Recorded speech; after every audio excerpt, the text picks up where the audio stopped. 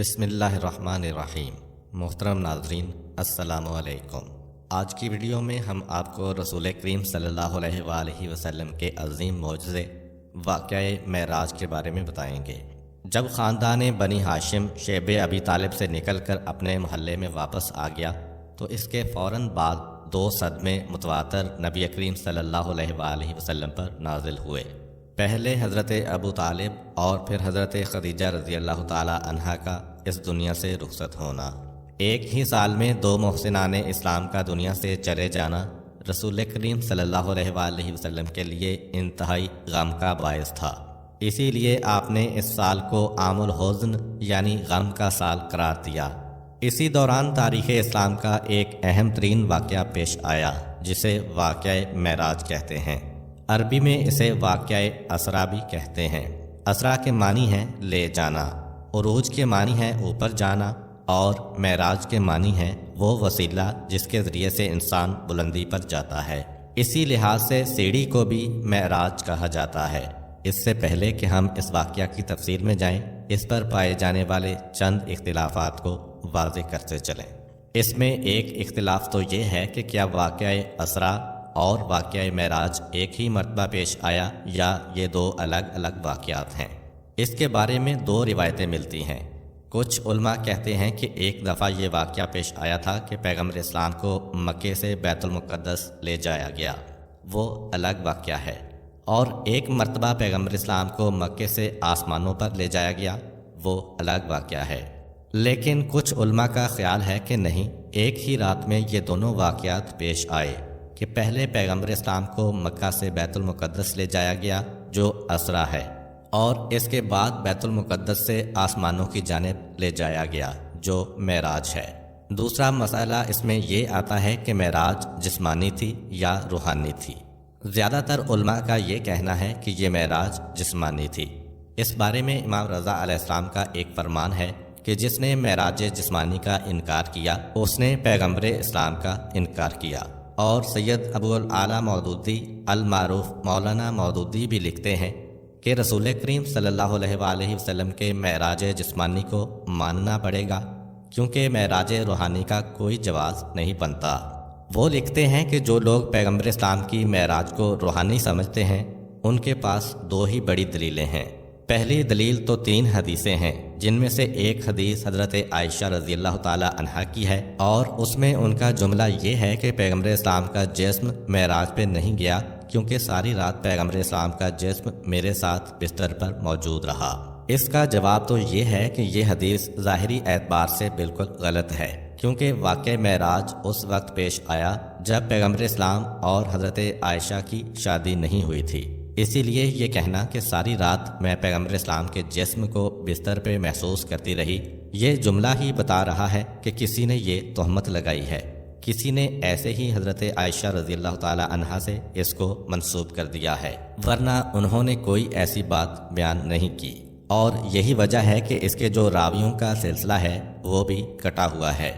آخری راوی کہتا ہے کہ میں نے خاندان حضرت ابو بکر رضی اللہ عنہ کے کسی آدمی سے سنا کہ وہ حضرت عائشہ سے یہ نقل کر رہا تھا، تو جس آدمی کا نام ہی پتہ نہ ہو اس روایت پہ بھروسہ نہیں ہو سکتا۔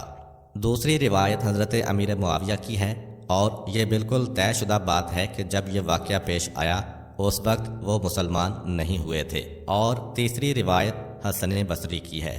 یہ وہ شخصیت ہیں کہ جنہوں نے پیغمبر اسلام کو دیکھا بھی نہیں، وہ پیغمبر اسلام کے بعد پیدا ہوئے ہیں۔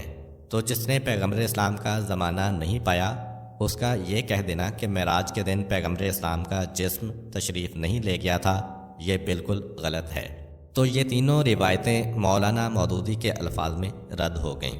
اب دوسری دلیل بچی، وہ دلیل ہے سورہ بنی اسرائیل کی آیت نمبر 60، جس میں ارشاد ہو رہا ہے وَمَا جَعَلْنَا الرُّؤْيَا الَّتِي أَرَيْنَاكَ إِلَّا فِتْنَةً لِلنَّاسِ، اے میرا حبیب، جو رؤیا ہم نے تمہارے لیے قرار دیا ہے وہ رؤیا ہم نے اس لیے قرار دیا ہے کہ انسانوں کا امتحان ہو سکے۔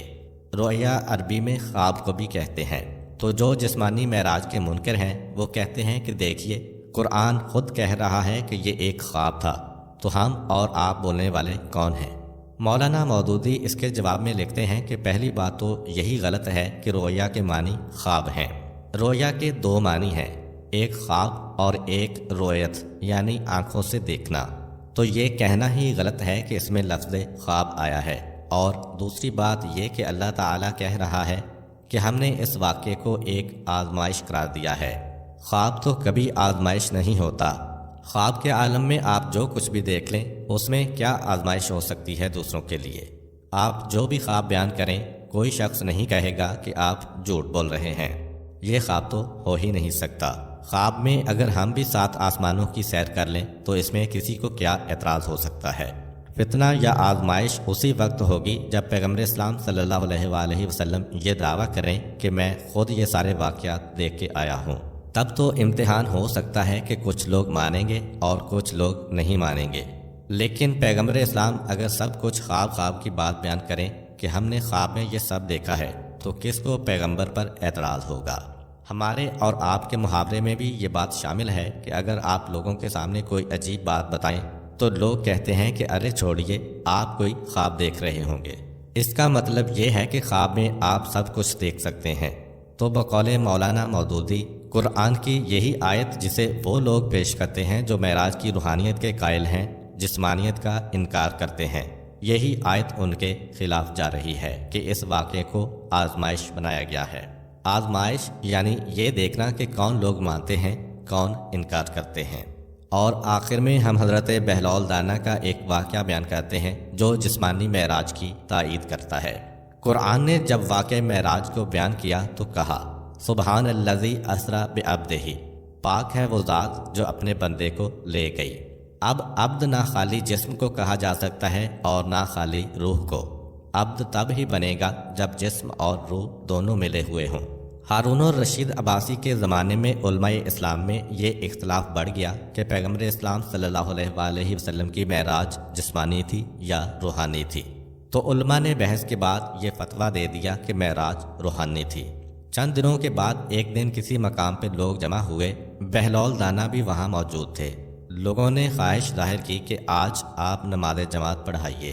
نماز جماعت پڑھانے کے لیے آگے بڑھے اور جس وقت قرأت شروع کی تو سورہ الحمد کے بعد یہی سورہ شروع کیا مگر آیت کو بدل دیا۔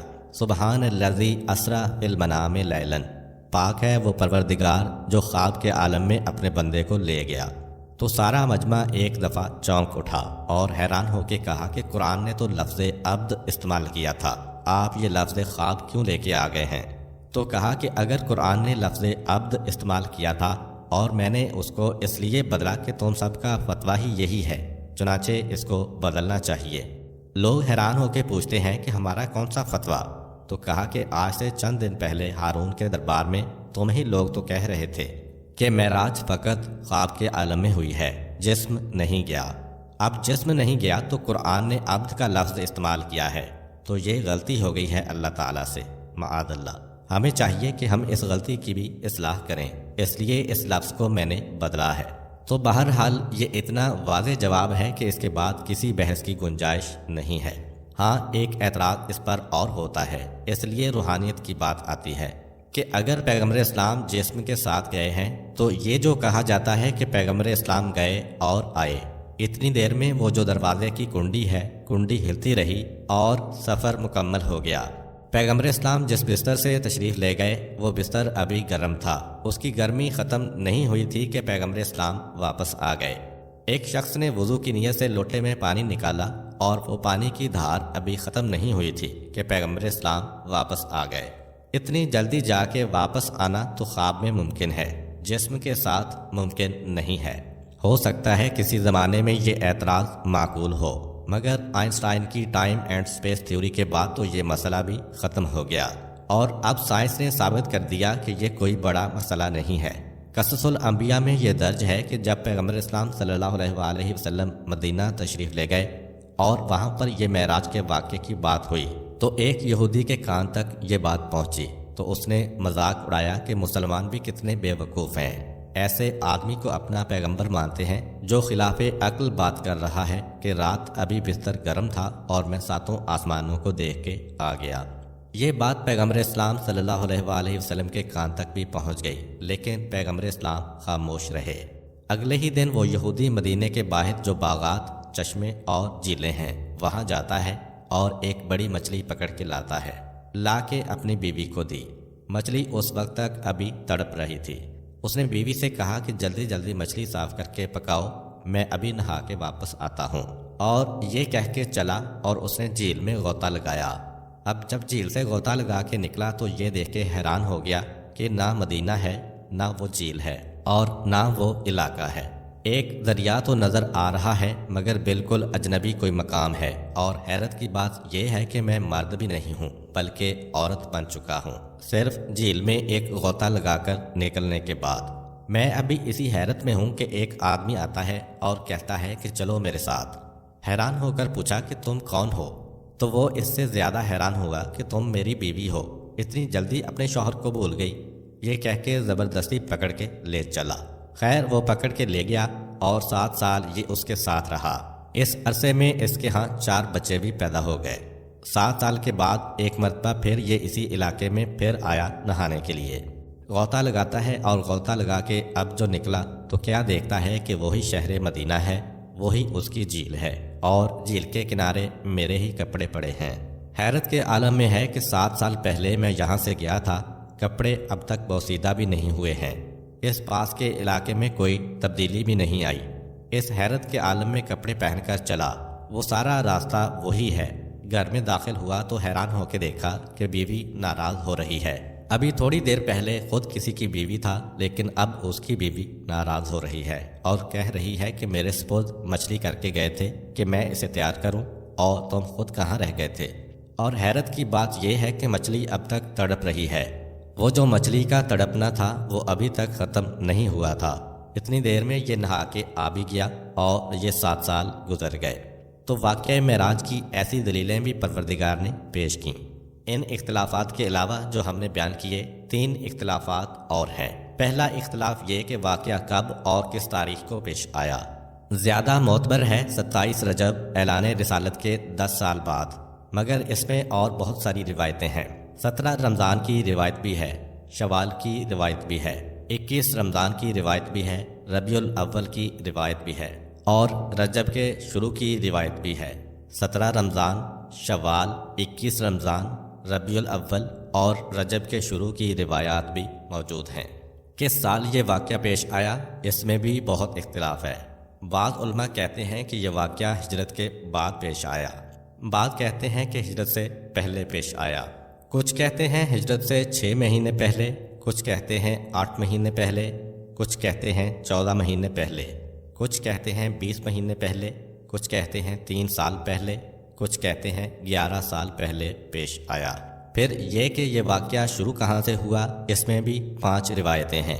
ایک روایت میں ہے کہ یہ واقعہ خانہ کعبہ سے شروع ہوا، دوسری روایت ہے کہ جناب ام ہانی کے مکان سے شروع ہوا، تیسری روایت ہے کہ یہ واقعہ جناب خدیجہ رضی اللہ تعالی عنہا کے گھر سے شروع ہوا، چوتھی روایت یہ ہے کہ شیب ابی طالب سے شروع ہوا، پانچویں روایت یہ ہے کہ مکے کی پہاڑیوں سے شروع ہوا۔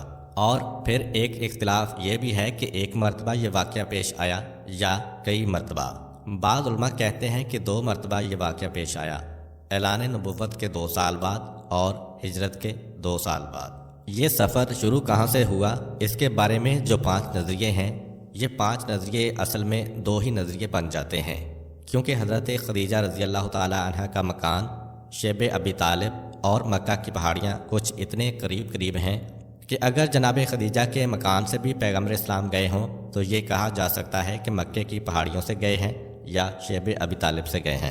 البتہ دوسری روایت جو ہے وہ سفر معراج کے لیے معتبر ہے کہ پیغمبر اسلام صلی اللہ علیہ وآلہ وسلم خانہ کعبہ کے قریب آرام کر رہے تھے۔ کہاں آرام کر رہے تھے، اس میں اختلاف ہے۔ ایک روایت یہ ہے کہ وہ جو حجر اسماعیل علیہ السلام گول دیوار بنی ہوئی ہے وہاں آرام کر رہے تھے۔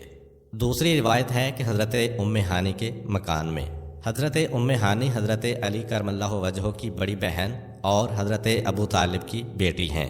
چنانچہ جب پیغمبر اسلام اپنے گھر سے خانہ کعبہ کے طواف کے لیے آتے تھے اور کبھی دوپہر کو یا رات کو بہت تھک جاتے تھے تو تھوڑی دیر اپنی چچا زاد بہن کے گھر میں آرام کر لیا کرتے تھے۔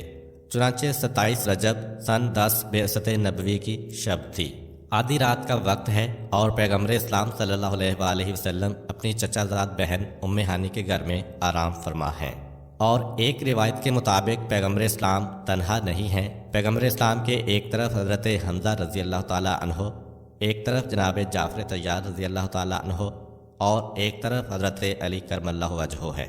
और ये बात भी कोई अजीब नहीं लगती है क्योंकि 10वें साल पैगम्बर इस्लाम की मुखालफत कितनी बढ़ चुकी थी। तो ऐन मुमकिन है कि ख़ानदान बनी हाशिम ना रात के वक्त पैगम्बर इस्लाम को तन्हा कहीं जाने देते होंगे ना दिन के वक्त। और खुसूसन ये 3 शख्सियात जो ख़ानदान बनी हाशिम की बहादुर तरीन शख्सियात थीं, ये हमेशा पैगम्बर इस्लाम के साथ रहा करते होंगे। पैगम्बर इस्लाम फरमाते हैं कि मैंने महसूस किया कि किसी ने आकर मेरे पाँव को आहिस्ता से हिलाया। मेरी आँख खुली तो मैंने ये मंजर देखा कि जिब्रील अमीन खड़े हैं और जिब्रील अमीन के साथ एक और फरिश्ता है। वो जिब्राईल अलैहिस्सलाम से सवाल करता है, वो कौन है पैगम्बर इस्लाम की दाईं तरफ, वो कौन है पैगम्बर इस्लाम की बाईं तरफ और वो कौन है पैगम्बर इस्लाम की बाईं की तरफ। जिब्राईल अलैहिस्सलाम एक तरफ पैगम्बर इस्लाम के पाँव को हिलाकर पैगम्बर इस्लाम को बेदार फरमा रहे हैं और दूसरी तरफ उस फरिश्ते को बता रहे हैं कि ये जो लेटे हुए हैं ये उनके चचाजाद भाई अली हैं और वो जो दूसरे नौजवान हैं ये उनके चचा हमज़ा हैं जो सैयदुल शुहदा होने वाले हैं और वो जो पाइंती में हैं वो उनके बड़े चचाजाद जाफ़र तैयार हैं जिन्हें परवरदिगार जन्नत में उड़ने के लिए 2 पर अता करेगा।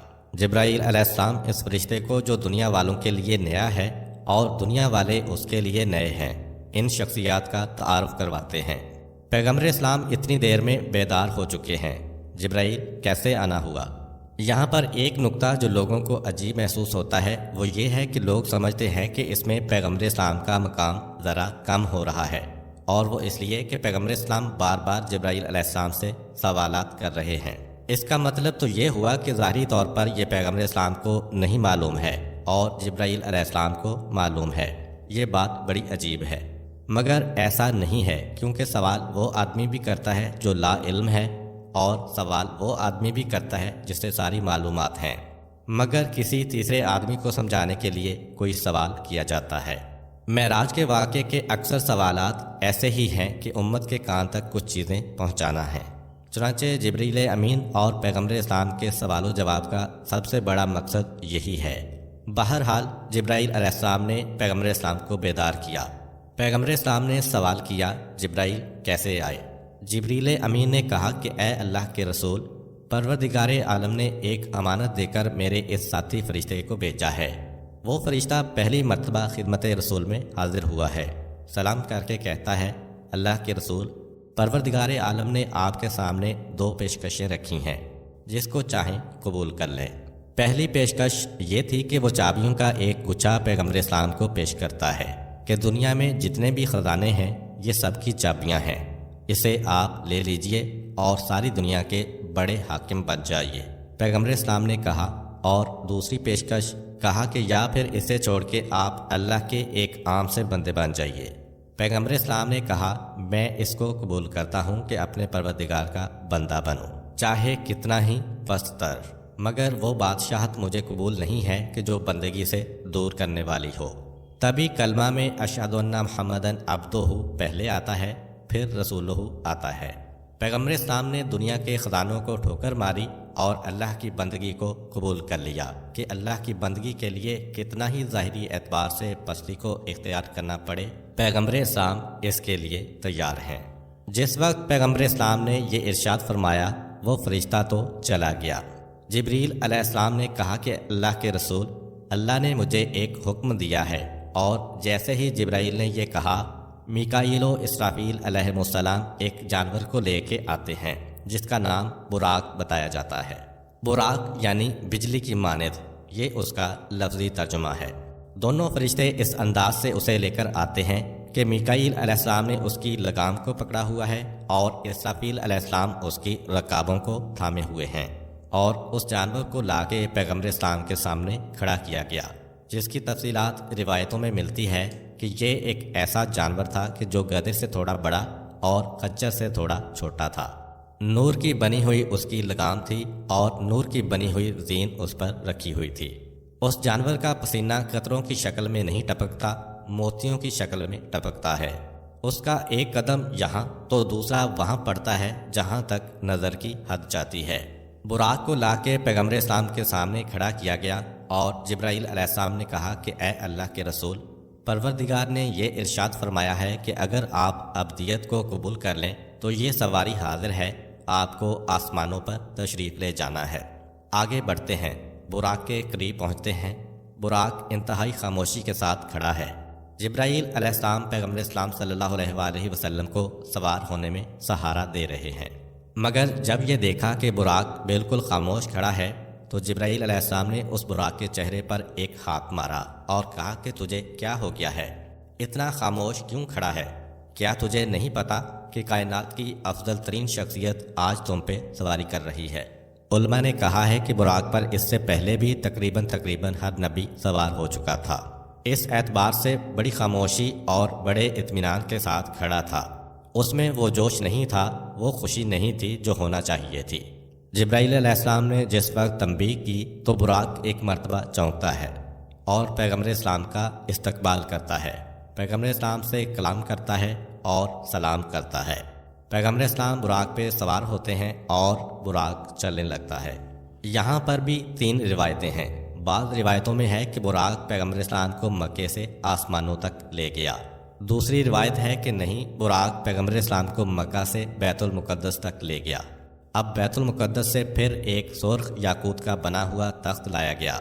और तीसरी रिवायत ये है कि बुराक ने पैगम्बर इस्लाम को मक्के से बैतुल मुक़द्दस पहुँचाया, फिर नूर की एक सीढ़ी लगाई गई आसमानों की तरफ। इसलिए ये मेराज का वाक़या कहलाता है। पैगम्बर इस्लाम बुराक पे सवार होते हैं और बुराक अपने सफ़र का आगाज़ करता है। जैसे ही बुराक हरकत में आया, पैगम्बर इस्लाम ये फरमाते हैं कि जब मैं मक्के की 2 घाटियों से गुजरा तो पहली घाटी के नज़दीक मैंने देखा कि एक ऐसा शख्स खड़ा है जिसके बाल उसके हाथों तक पहुँचे हुए हैं। उसने मुझे देखा, कहा अस्सलामु अलैका या अव्वलो वस्सलामु अलैका या आखिरो वस्सलामु अलैका या हाशिरो। मैंने जवाब दिया व अलैकुमुस्सलाम व रहमतुल्लाहि व बरकातुहू। उसने ये कहा और बुराक इतनी देर में आगे बढ़ गया। दूसरी घाटी के नज़दीक जब बुराक पहुंचा तो वहां मैंने देखा कि एक और शख्स खड़ा है जिसके सर के सारे बाल सफ़ेद हो चुके हैं और वो भी इसी तरह से मुझे सलाम करता है, अस्सलामु अलैका या अव्वलो वस्सलामु अलैका या आखिरो वस्सलामु अलैका या हाशिरो। मैं भी उसी तरह जवाब देता हूँ, व अलैकुमुस्सलाम व रहमतुल्लाहि व बरकातुहू। बुराक इतनी देर में दूसरी घाटी से आगे बढ़ चुका था। बुराक थोड़ा आगे गया तो दाईं तरफ से किसी ने मुझे पुकारा, मगर वो पैगंबर जो हर एक की आवाज़ सुन के मुतवज्जे होते हैं, उन्होंने कोई तवज्जो ना दी कि कौन पुकार रहा है। बुराक आगे बढ़ता चला जा रहा है। एक मरतबा बाईं तरफ से किसी ने मुझे पुकारा, लेकिन पैगंबर इस्लाम कहते हैं कि इस आवाज़ की तरफ तवज्जो देने का मेरा दिल ही ना चाहा। मैंने उसको नज़रअंदाज कर दिया। बुराक और आगे बढ़ा। एक इंतहाई खूबसूरत औरत 16 श्रृंगार किए हुए पैगंबर इस्लाम के रास्ते में आती है और पैगंबर इस्लाम को अपनी जानिब मुतवज्जे करती है। पैगंबर इस्लाम कहते हैं कि मैंने उसको भी नज़रअंदाज कर दिया और आगे बढ़ा तो एक मरतबा मेरे कान में ऐसे पत्थर के गिरने की आवाज़ आई कि जिसने दिल को दहला दिया। इसके बाद बुराक चलता रहा। मैंने अब झुक के देखा तो क्या देखा, एक इंतहाई सरसब्ज़ इलाका चला जा रहा है। खजूरों के बाग ही बाग हैं।